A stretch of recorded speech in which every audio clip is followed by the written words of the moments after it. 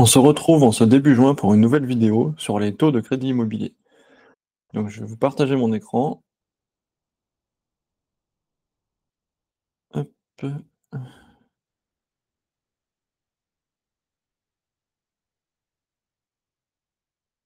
Donc, comme chaque mois sur Immobilier d'Angers, je publie au début du mois mon analyse sur la situation au niveau des taux de prêt immobilier.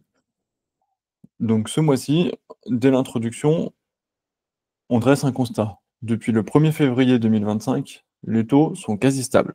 Ça fait 4 mois, on a eu une petite baisse au mois de mars, une petite hausse au mois d'avril. À nouveau, ça s'est restabilisé un petit peu au mois de mai. Et globalement, en fait, on arrive à une stabilité des taux sur 4 mois. Donc on a eu une phase de baisse de 2020, sur toute l'année 2024, au mois de janvier. Et depuis le 1er février, globalement, quand on prend les taux moyens affichés par les courtiers de prêt immobilier, on se rend compte que les taux ne bougent plus, sont assez fixes. Ça fluctue de quelques petits points de base, mais vraiment rien. Rien de très particulier. Donc tout d'abord, au niveau des dernières données qu'on peut avoir sur le crédit immobilier, on va reprendre les chiffres de l'Observatoire Crédit Logement CSA. Donc ils portent sur les crédits immobiliers qui ont été signés au mois d'avril. Donc là, dans la précédente vidéo du mois dernier, nous avons vu qu'il fallait s'attendre à des petites hausses sur le mois d'avril. Et, et on espérait qu'elles soient corrigées sur le mois de mai. Donc ce qu'on peut constater, c'est que sur 15 ans, on a eu le taux moyen qui est passé de 3% à 3,02%. Donc ce qui est une petite hausse de base, de 2 points de base seulement, et sur 20 ou 25 ans, on augmente de 3 points de base seulement. Donc clairement, pour un emprunteur, ça ne change pas grand-chose. Ça peut jouer à quelques euros sur sa mensualité pour le même type d'emprunt. Par contre, ça marque un net changement de tendance. C'est la première fois depuis plus de 15 mois qu'on a une augmentation des taux, alors que jusqu'à présent, ils baissaient. Depuis le 1er janvier 2024, les taux n'ont fait que diminuer. Donc là, un changement de tendance. Le mois dernier, on a pu se poser la question. Donald Trump agite les marchés financiers avec ses tarifs douaniers. Il y a des tensions qui se passent de plus en plus entre différents pays. Du coup, on peut se demander, est-ce que la baisse des taux, c'est juste une pause et elle va reprendre, ou est-ce que les taux vont se remettre à augmenter, on va revoir des taux à 4% et ça va être vraiment compliqué pour acheter de l'immobilier en France. On arrive en ce début juin, on a un peu plus de recul du coup sur la situation. On peut voir que globalement, les taux de crédit immobilier qui avaient augmenté de 5 ou 10 points de base en avril, ils ont baissé à peu près dans des mêmes ordres de grandeur au mois de mai. Et du coup, globalement, ils sont assez stables. Donc, dans ces conditions, on peut voir ensuite que la production de crédit immobilier, elle continue tout doucement de remonter. Là, on a les derniers chiffres de la Banque de France qui reprennent le mois de mars 2025. Ce sont les derniers chiffres. On est à 12 milliards d'euros au total sur tous les crédits immobiliers qui ont été signés sur les nouveaux prêts immobiliers. Donc on peut voir que c'est en progression par rapport au point bas qui a été atteint au début de l'année 2024 à moins de 7 milliards d'euros. Par contre, on peut voir qu'on est par contre encore très en dessous on va dire, de la norme, entre guillemets, qu'il y a eu pendant une large période de taux bas, où les taux se situaient la production se situait entre 15 et plus de 20 milliards de d'euros par an, par mois, pardon. Donc là, on constate que le plus dur est passé pour le marché du crédit immobilier. La tendance commence à repartir, mais ça reste assez lent, assez modeste. En aparté, sur ce graphique-là, j'ai coupé les crédits immobiliers renégociés. Il faut savoir qu'ils sont stables, mais ils sont stables à un niveau qui peut paraître assez élevé, à 2 milliards d'euros à peu près. Et il faut savoir que s'il y a une explication derrière cela, c'est que la Banque de France, elle inclut dans ses prêts aussi bien les renégociations de crédits immobiliers pour une diminution de taux, elle inclut les regroupements de crédits, mais elle inclut surtout tous les contrats dont l'assurance de prêt immobilier a été renégociée en cours de mois.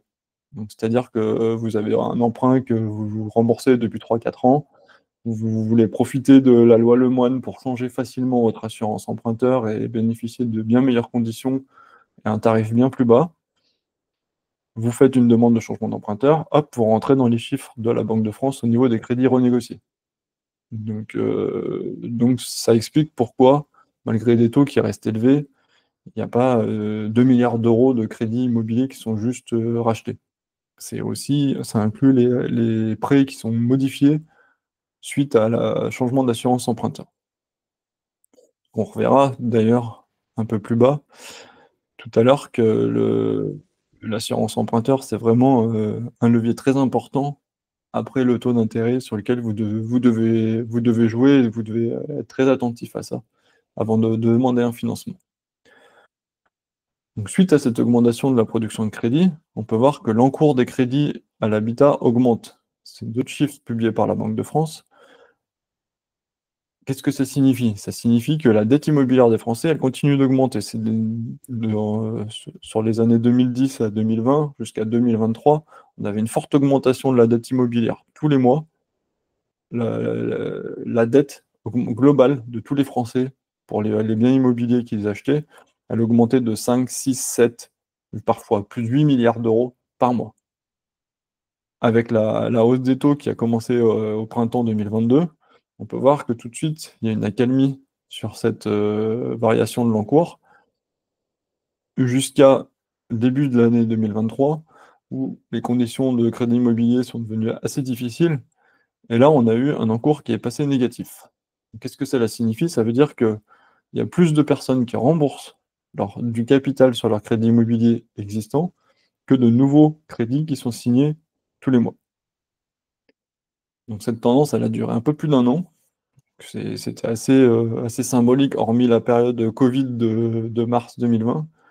On voit que depuis 3 mois, on est repassé en positif. On est à seulement un encours global qui est seulement remonté à 2 milliards d'euros.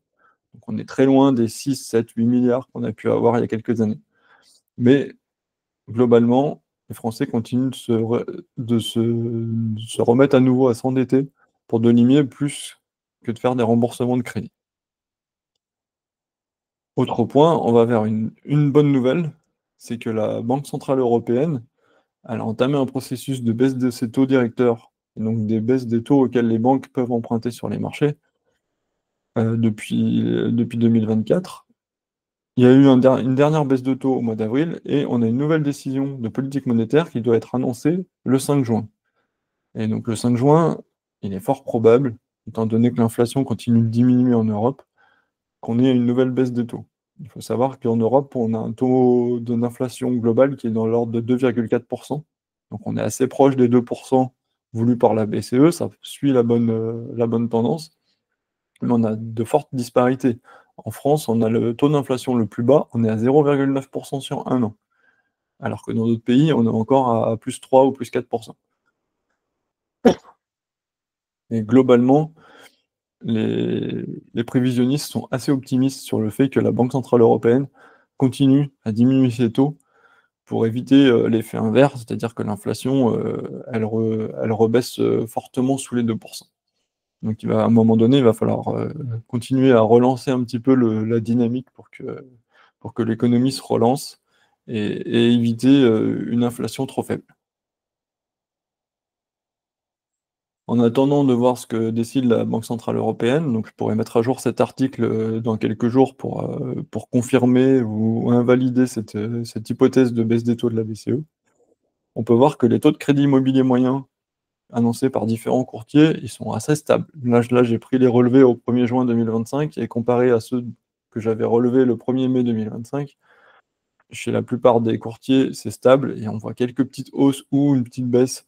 Et ça joue sur des petits détails, sur 1, 2, 3 points de base de différence. Donc, globalement, vous pouvez emprunter dans les mêmes conditions qu'il y a un mois.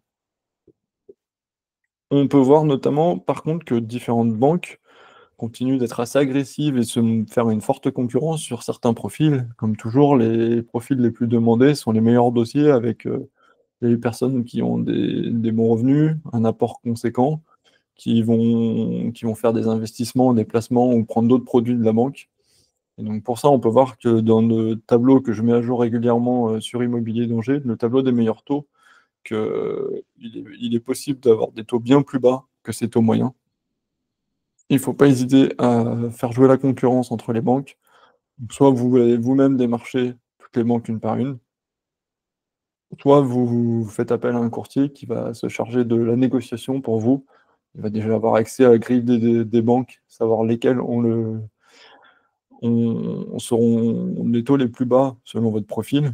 Et après, il va pouvoir négocier, vous allez pouvoir échanger et décider en fonction de vos critères de sélection comment ça va se passer. Donc pour cela, vous avez qu'à à suivre les simulations qui sont proposées sur Immobilier d'Angers. Nous en reparlerons à la fin de cette vidéo. Avant cela, nous allons reparler de l'assurance emprunteur. Savoir que l'assurance emprunteur, c'est un produit sur lequel les banques, elles margent encore énormément. C'est de l'ordre de plus de 70 à 80% de marge sur ce type de produit pour la plupart des grosses banques françaises. Donc, qu'est-ce que ça signifie? Ça signifie qu'un emprunteur, il aura fort intérêt à aller négocier son assurance emprunteur, soit directement avec sa banque, mais ce qui est plutôt difficile. Mais ce qui se fait le mieux, c'est de changer, d'aller prendre un assureur externe à la banque. Et pour cela, il y a deux possibilités. Soit vous le faites au moment où vous signez votre crédit immobilier, c'est-à-dire que quand la banque va vous proposer un crédit immobilier avec son assurance, vous lui dites non, moi je veux faire une délégation d'assurance et je la fais auprès de quelqu'un d'autre. Vous utilisez des comparateurs comme ceux qu'il y a sur Immobilier d'Angers, vous allez obtenir des tarifs et pouvoir comparer en fonction des garanties. Vous verrez qu'une assurance spécifique qui va être individualisée en fonction de votre profil, en fonction de votre âge, en fonction de votre situation de santé, dans la majorité des cas, elle va être fortement moins chère qu'une même assurance d'une banque. Parce que les banques, elles ont des assurances de groupe, et ces assurances de groupe, elles vont lisser le risque sur tous les profils. Donc il y a une minorité des emprunteurs qui vont faire grossir le coût pour la banque d'assurer les prêts immobiliers. Et en gros, tout le monde paye un peu pour ces personnes-là. Si vous allez chez un assureur qui va prendre un taux individualisé, là, vous allez pouvoir avoir des conditions beaucoup plus fortes. Et ça peut se jouer à quelques centaines ou milliers d'euros sur l'ensemble de votre crédit immobilier. Donc pour cela, soit vous le faites au moment de la souscription, ce qu'on appelle de la délégation d'assurance avec la loi Hamon. Euh, non, la loi Hamon, c'était pour changer, c'est avec la loi Lagarde, pardon. Et soit aujourd'hui, il est aussi très simple, une fois qu'on a signé son crédit, soit quelques mois après, soit quelques années après, de faire une demande de changement d'assurance emprunteur. Et là, ça sera plutôt avec la loi Lemoine. Donc, vous retrouverez toutes les informations sur Immobilier d'Angers sur ces différentes choses. Je vous mets des liens à chaque fois dans les articles pour ceux qui veulent approfondir sur chaque sujet qui le concerne. Du coup, pour moi, qu'est-ce qui est le plus probable sur le mois de juin et pour cet été? Donc, on a pu voir que la Banque centrale européenne, il y a de fortes chances qu'elle continue à baisser ses taux. Donc ça, c'est le côté positif. Et normalement, quand la Banque centrale européenne, elle baisse ses taux tous les 2 3 mois, on aurait dû avoir une baisse des taux qui se poursuit régulièrement. Seulement, qu'est-ce qui s'est passé? On a pu voir tout à l'heure, on a parlé des tensions sur le marché financier. Il faut savoir que du coup, les taux obligataires, par exemple, de la France, ils ont fortement augmenté. Donc, sur les taux à 10 ans, on est eu notamment en période de mars-avril, on est monté avec des pics à plus de 3,50%, ce qui est assez élevé par rapport à ce qui se faisait les mois précédents. Du coup, ça limite fortement les possibilités pour les banques de venir baisser encore les taux de crédit immobilier. On aurait pu les avoir sous les 3% s'il n'y avait pas ces tensions sur les marchés obligataires. Donc, c'est une information que je surveille assez régulièrement, savoir comment ça évolue. Est-ce que ça se calme et on va pouvoir avoir une baisse des taux? Ou est-ce que les taux obligataires continuent d'être secoués, notamment pour la France, et ça crée des tensions? Et les banques, dans ce cas-là, elles vont lever les mains, arrêter de baisser les taux, voir comment ça se stable, voir les remonter un petit peu pour éviter de grignoter leurs marges. Donc là, ce qui s'est passé sur l'ensemble du mois de mai, on est resté sur des taux globalement entre 3,20 et 3,30% sur l'OAT 10 ans de la France. avec même des taux qui sont repassés sous ces 3,20 ces derniers jours, donc ce qui est plutôt positif.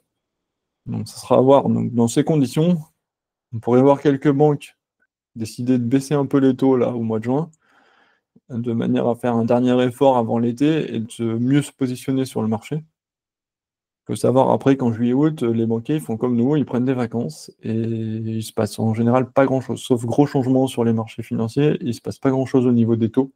Ils vont rester globalement stables sur tout l'été avant de voir une nouvelle configuration qui peut se dessiner pour la rentrée de septembre, qui marque un nouveau gros tournant pour le marché immobilier après le printemps. Donc en attendant, pour ceux qui ont des projets en cours, qui ont besoin d'un financement dans les meilleures conditions possibles, il est très utile d'utiliser des simulateurs comme ceux que je vous propose sur Immobilier d'Angers. Vous pouvez les faire gratuitement et sans engagement. Vous remplissez vos conditions en fonction de votre projet, en fonction de votre situation. Et ça va vous donner toutes les banques qui ont les taux les plus avantageux pour vous. Et en fonction des critères que vous allez choisir, vous pourrez orienter votre choix et continuer à négocier des taux de meilleure qualité. De la même manière, vous aurez fort intérêt à comparer les assurances emprunteurs et à voir par rapport à la proposition que la banque que vous avez choisie va vous faire, de voir quels sont les taux d'assurance emprunteur proposés, le coût, en fonction de la qualité des garanties également, et de choisir à ce moment-là de confier de prendre l'assurance de la banque ou de prendre une assurance externe qui serait beaucoup moins chère. On parle de l'ordre de plusieurs centaines à plusieurs milliers d'euros en général qui sont économisés sur un prêt de 20 ou 25 ans. Comme je l'ai dit tout à l'heure, il y a des gros écarts entre les offres. Et si on ne fait pas attention et qu'on ne va pas comparer les prix, et souvent on prend l'offre de la banque, c'est le plus simple, et ça évite des démarches administratives, mais derrière, on va en payer le prix fort. Donc, comme chaque mois, je continuerai de proposer des informations sur l'évolution des taux de crédit immobilier. Donc on se retrouve le mois prochain pour la suite et d'autres informations au mois de juillet. Merci, au revoir.